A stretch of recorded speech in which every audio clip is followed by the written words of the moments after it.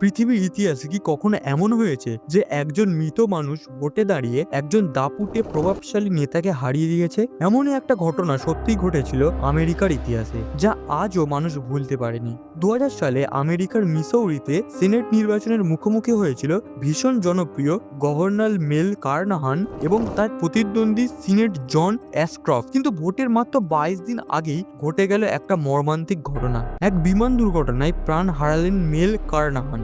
পুরো রাজ্যে নেমে এলো শোকের ছায়া। কিন্তু আসল চমক তো তখনও বাকি। ব্যালট পেপার আগেই ছাপা হয়ে যাওয়ায় আইনের গেরোয় কারনাহানের নাম আর সরানো গেল না। 7ই নভেম্বর ভোটের ফল বেরোতেই সবার চোখ কপালে। দেখা গেল মৃত কারনাহান 50%-এরও বেশি ভোট পেয়ে জীবিত অ্যাশক্রফটকে পরাজিত করেছেন।